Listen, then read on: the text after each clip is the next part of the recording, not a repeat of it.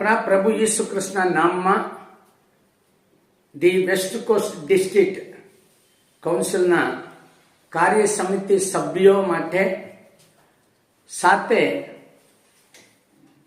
WCDCના media ટીમના દરેક સભ્યો માટે શુભેચ્છા આપું છું, અભિનંદન કરું છું. આજથી ગુરુ ઉપદેશમાં આપણે વાવણી તથા કાપણી વિશે મનન કરીશું.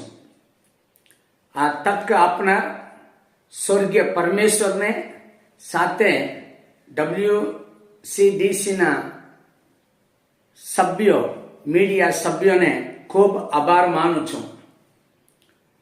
વાવણી એટલે આપણે આપણા પ્રભુ ઈસુ કૃષ્ણના સેવા માટે દાન આપવું જોઈએ. આપણે આપણા દશાંશ દાન, ઉચ્છાલી અર્પણ એ બધું આપીને પ્રભુને સન્માન કરીએ છીએ. એ વાવણી કહેવાય. કાપણી એટલે પ્રભુના રાજ્યમાં આપણે દાન આપીએ છીએ. એના દ્વારા લોકો તારણ પામે છે, સાથે આપનાર લોકોના જીવનમાં પ્રભુ આશીર્વાદ આપે છે. એને આપણે કાપણી કહે છે. એટલે પ્રભુ આપણે આશીર્વાદ આપે છે. આપો તમને અપાશે એમ લખેલું છે. તો પ્રભુના રાજ્યના વૃદ્ધિ માટે જે કંઈ આપણે આપીએ છીએ એનો બદલો પ્રભુ આપે છે. આપણા દેવ સ્વર્ગીય પરમેશ્વર સ્વભાવે આપનાર દેવ છે, દેનાર દેવ છે. આપણો ત્રિએક દેવ આપણા માટે સર્વસ્વ આપે છે. તેમને આપણે કઈ આપવાનું જરૂર નથી, તેમને કશાની ગરજ નથી. આપણા સ્વર્ગીય પિતા પોતાના એકાકી જનિત દીકરાને આપણે તારવા માટે પૃથ્વીમાં મોકલ્યા. પ્રભુ ઈસુ આપણા તારણ માટે પોતાના શરીરને સ્વાર્પણ કર્યું, બલિદાન આપ્યું. પવિત્ર આત્મા આપણે વરદાનો, કૃપાદાનો આપીને આપણે સેવામાં ઉપયોગ કરે છે. તો પિતા, પુત્ર, પવિત્ર આત્મા ત્રણે આપણે આપે છે. પ્રભુ ઈસુ ખ્રિસ્ત જ્યારે પૃથ્વીમાં માનવ રૂપમાં હતા ત્યારે તે પોતાના પર્વતના ઉપદેશમાં પ્રથમ ઉપદેશ લોકોને દાન, ધર્મ, કૃત્ય વિશે જ જણાવ્યા. પછી ઉપવાસ, પ્રાર્થના વિશે લોકોને જણાવ્યા. તમે માથી પુસ્તક 6 અધ્યાય 1 કલમથી 4 કલમ સુધી વાંચે તો ત્યાં દાન, ધર્મ, કૃત્ય વિશે લખેલું છે. 5મી કલમથી તમે 15મી કલમ સુધી વાંચે તો ત્યાં ઉપવાસ વિશે લખેલું છે. અને 16મી કલમથી 18મી કલમ સુધી વાંચે તો પ્રાર્થના વિશે લખેલું છે. તો દેવના રાજ્યમાં, ખ્રિસ્તી જીવનમાં દેવાનું કેટલું મુખ્ય છે એ વિશે જ અહીં હું તમને સમજાવવા ચાહું છું. પ્રભુ પોતાના ઉપદેશમાં પ્રથમ ઉપદેશ દાન, ધર્મ, કૃત્ય વિશે જણાવ્યા. એ માથી 6 અધ્યાય 1 કલમથી 4 કલમ સુધી લખેલું છે. મારા બાળકો, વાંચેલા વચનમાં કેવી રીતે દાન આપવું જોઈએ, કેવી રીતે દાન આપવાનું નહીં, કોને દાન આપવાથી બદલો મળે, કોને મળતો નથી, એ વિશે પ્રભુ સ્પષ્ટ રીતે બોલે છે. એક દિવસ પ્રભુ ઈસુ પાસે ફરોશી લોકોએ પોતાના શિષ્ય લોકોને હેરોદિયો સહિત મોકલીને પ્રશ્ન પૂછતા હતા, હે ઈસુ, કૈસરને કર ભરવું એ સારું છે કે નહીં? તમે શું ધારો છો? અમને કહો એમ બોલ્યા. ત્યારે ઈસુ તેઓને જણાવ્યા, મને એક ઘર નાનું બતાવો. ત્યારે એ લોકો ઈસુ પાસે એક દિનાર લાવ્યા. તે જોઈને ઈસુ પૂછતા હતા ફરોશી લોકોને અને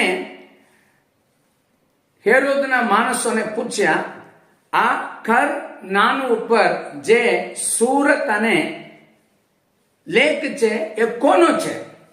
તેઓ ઈસુને આરામથી જવાબ આપ્યા, એ તો કૈસરના છે. કૈસર એટલે રાજાનું છે. તો ઈસુ બોલે છે, જે કૈસરનું છે તે કૈસરને આપો, જે દેવનું છે તે દેવને આપો. એમ સ્પષ્ટ રીતે પ્રભુ ઈસુ જવાબ આપ્યા. મારા વાલાઓ, જે રાજાનું છે એ રાજાને આપો, જે દેવના છે તે દેવને આપો. એમ ઈસુ પોતાના ઉપદેશમાં સ્પષ્ટ રીતે બોલે છે. તો આપણે બાઇબલમાંથી જોઈશું પ્રભુ કઈ બાબતોને મારું છે, પોતાનું છે એમ બોલે છે એ વિશે આપણે વાંચીશું. લેવીય પુસ્તક 27મો અધ્યાય 30મી કલમ. સર્વ ઉપજ પછી તે ભૂમિનું બીજ હોય કે ઝાડનું ફળ હોય, પણ તેનો દશાંશ યહોવાનો છે, તે યહોવાને સારું પવિત્ર છે. ફરી એક વખત આપણે વાંચીશું. અને ભૂમિની સર્વ ઉપજ પછી તે ભૂમિનું બીજ હોય કે ઝાડનું ફળ હોય, પણ તેનો દશાંશ યહોવાનો છે, તે યહોવાને સારું પવિત્ર છે. અહીં દશાંશ દાન વિશે લખેલું છે. દશાંશ દાન યહોવાનું છે, તે યહોવા માટે પવિત્ર છે. મારા વાલાઓ, તમારી પાસે મારી પાસે જે આવક આવે છે, જે આશીર્વાદ પ્રભુ આપે છે, તે આશીર્વાદનો દશાંશ દાન યહોવાનું છે, તે યહોવા માટે પવિત્ર છે એમ લખેલું છે. મારા વાલાઓ, આપણે ઘણા સમય દેવને આપણા વસ્તુઓથી પ્રભુને સન્માન કરતા નથી. એ ખરેખર પ્રભુને દુઃખ થાય છે. તે આપણા ઉપર જ્યારે દુઃખી થાય છે, લોકોને હું આશીર્વાદ આપું છું, લોકો પોતાના આશીર્વાદથી, પોતાના વસ્તુઓથી મને સન્માન કરતા નથી એમ વિચારતા સમય તે આપણી સાથે કેવો વચન બોલે એ બાઇબલમાંથી આપણે જોઈશું, સાંભળીશું, વાંચીશું.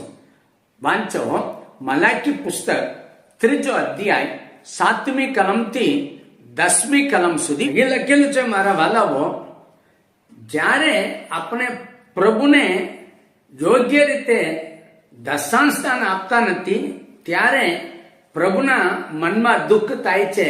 તે આપણને એવું જણાવે છે, તમારા પૂર્વજોના વખતથી તમે મારા વિધિઓથી અવળા ચાલો છો ને તે પાડ્યા નથી. મારી બની ફરો તો હું તમારી બની ફરીશ એમ યહોવા દેવ બોલે છે. નીચે જણાવે છે, જો માણસો દેવને પ્રશ્ન પૂછે છે, કઈ બાબતમાં અમે તમારી બની ફરવાનું છે, તો ઈશ્વર બોલે છે, તમે મારા નિયમોને અનુસરવા માટે આવો. તમે મારા દશાંશ દાનોને આપતા નથી એમ દેવે જણાવે છે. માણસો જ્યારે દેવનો દશાંશ દાન, યહોવાનું દશાંશ દાન આપતા નથી, ત્યારે લોકો યહોવાને લૂંટે છે એમ બાઇબલમાં લખેલું છે. પરમેશ્વરને લોકો લૂંટે છે. એ મોટામાં મોટા ભૂલ કહેવાય, એ પાપ પણ કહેવાય. મારા વાલાઓ, જ્યારે દેવને દાન આપતા નથી ત્યારે એ વસ્તુ આપણા હાથમાં હોય તે આપણા માટે શાપિત બને છે. દેવ બોલે છે, મારા મંદિરમાં તમારો દશાંશ દાન ભર્યા પૂરા લાવો, મારા મંદિરમાં અન્ન છત્ર રહે. મારા વાલાઓ, તમને એક સંભવ દ્વારા સ્પષ્ટ રીતે બતાવવા ચાહું છું. અહીં લખેલું છે, શું માણસ ઈશ્વરને લૂંટે? તેમ છતાં તમે મને લૂંટો છો. પણ તમે પૂછો છો કે સી બાબતમાં અમે તને લૂંટ્યો છે? દશાંશોમાં તથા ઉછાલી અર્પણોમાં તમે શાપ પામીને શાપિત થયા છો. કેમ કે તમે એટલે આ આખી પ્રજા મને લૂંટો છો. એ વિશ્વાસી લોકો વિશે લખેલું છે. દાન દેવા વિશે, સેવકો વિશે પણ બાઇબલમાં લખેલું છે. મારા વાલાઓ, એ વચન વાંચીને પછી હું તમને આગળ લઈ જાઉં. ગણના પુસ્તક 18મો અધ્યાય 25મી કલમથી 29મી કલમ સુધી વાંચીશું. ત્યાં જો સેવકોને, જો વિશ્વાસી લોકો જે દશાંશ દાન આપે છે તેમાંથી દશાંશ દાન લઈને જો દેવને આપણે આપવું જોઈએ એ વિશે લખેલું છે. સ્પષ્ટ રીતે લખેલું છે, લોકો પાસેથી જે દશાંશ દાન મળે છે એ દશાંશ દાનનો દશાંશ હારૂનને આપવું જોઈએ. મારા વાલાઓ, આ સેવા કરનાર સેવકો માટે પાસ્ટર લોકો, સ્વાર્થિક લોકો, પ્રબોધકો લોકો અને શિક્ષકો બધાય માટે આ નિયમ આપવામાં આવેલ છે. મારા વાલાઓ, જ્યારે આપણે દશાંશ દાન આપતા નથી, વિશ્વાસી લોકો અથવા સેવકો દશાંશ દાનમાંથી દશાંશ દાન આપતા નથી, ત્યારે આપણે બધાય શાપિત થયા છે એમ બાઇબલમાં લખેલું છે. એનું કારણ શું છે હું તમને સ્પષ્ટ રીતે બતાવવા ચાહું છું.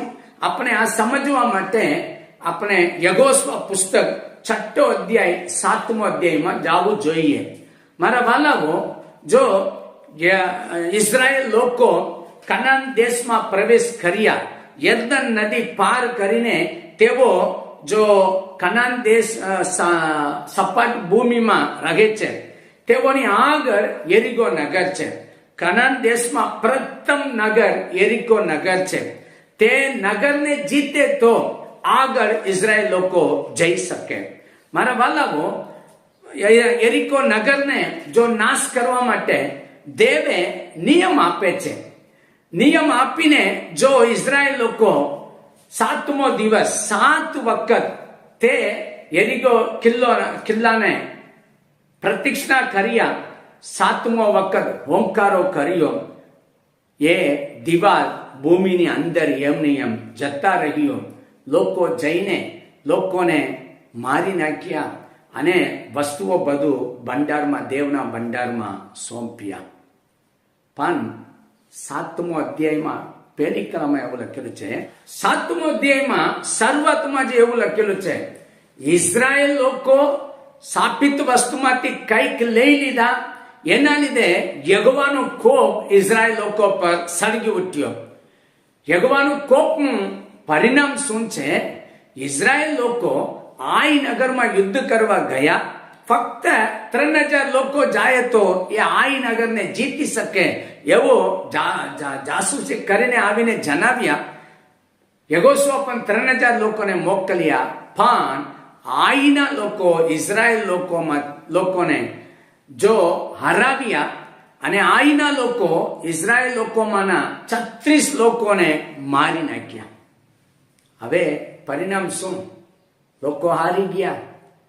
બધા લોકોને ડર લાગ્યો. બાઇબલમાં લખેલું છે, લોકોના હૃદય પીગળીને પાણી જેવા થઈ ગયો.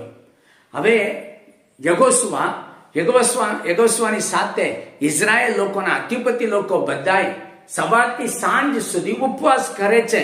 પોતાના વસ્ત્ર ફાડીને માથા પર ધૂળ નાખીને એમને એમ દેવની સન્મુખમાં ઊંધા પડેલા છે.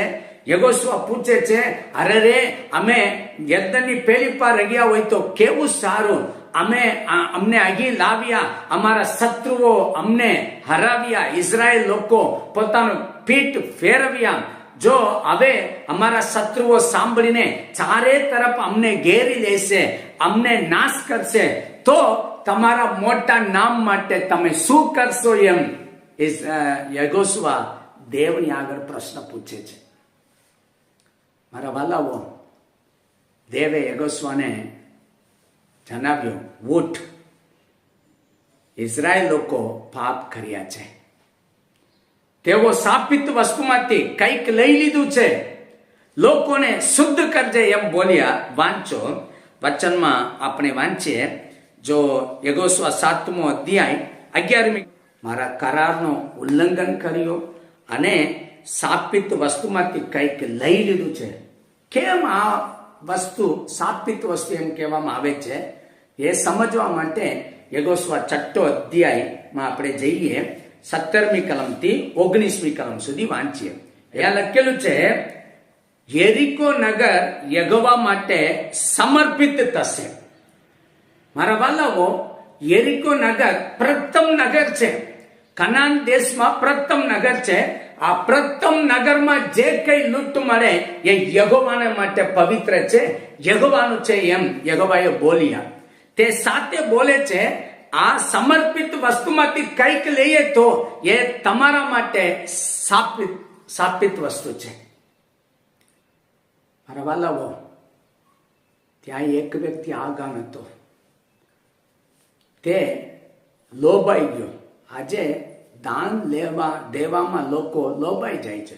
એ બાપરે, આટલું દાન દેવાનું, એ પ્રભુનો આશીર્વાદ તમને આપવામાં આવ્યો છે, એમાંથી તમે લોભ રાખ્યા વગર પ્રભુના દાન, સંપૂર્ણ દાન તમે આપવું જોઈએ.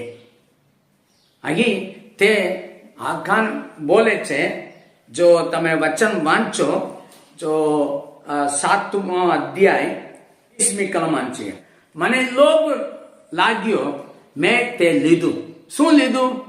સ્નેહારની દેશના જામો 200 શેકલ રૂપ, 50 શેકલ એક સોનાનું પાનું.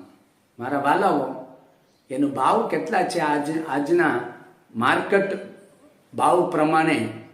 મારા વાલાઓ, લગભગ 40 લાખ રૂપિયા, માફ કરજો, 40,000 નથી, 40 લાખ રૂપિયા તે પોતાના હાથમાં લઈ લીધા. મારા વાલાઓ, દેવના ભંડારમાં જવાનું વસ્તુ છે. તે વસ્તુને તે પોતે લોભ રાખીને લઈ લીધા. એ કારણથી પૂરા ઇઝરાયલ પર શ્રાપ આવ્યો. ઇઝરાયલ લોકો એ કારણથી 36 લોકો મરણ પામ્યા. એ કારણથી લોકોના હૃદયમાં ડર લાગ્યો. તમને સ્પષ્ટ કહેવા ચાહું છું, દશાંશ દાન યહોવાના માટે પવિત્ર છે. તે અર્પિત વસ્તુ છે. તે વસ્તુને તમે લઈને તમારા ખિસ્સામાં રાખો, એ તમને શાપિત વસ્તુ છે. તો આપણે એક નિર્ણય લઈશું, આપણા આવકમાંથી, આપણી પાસે જે ધાનો આવે છે તેનામાંથી દશાંશ દાન પ્રભુને આપીએ. પ્રભુ તમને આશીર્વાદ આપે. પ્રાર્થના કરીશું. સ્વર્ગીય પિતા, તમારી આગળ અમે આવીએ છીએ. ભાવની તથા કાપણી સંદેશમાં લોકો સાંભળે છે, યોગ્ય નિર્ણય લઈને પગલું ભરવા મદદ કરજો. જે લોકો ખરા દિલથી તમારો દાન તમને આપે છે, દશાંશ દાન યહોવાનું છે, યહોવાને માટે પવિત્ર છે એમ લખેલું છે, તે દાન જે લોકો આપે છે તે દાનને તમે સ્વીકારીને તેઓના જીવનમાં, કુટુંબમાં આશીર્વાદ આપો. સંદેશ સાંભળનાર બધાના જીવનમાં તમે પરિવર્તન લાવો. యేసు કૃષ્ણના નામમાં માંગુ છું પિતાજી, આમેન. પ્રભુ તમો સર્વને આશીર્વાદ આપે.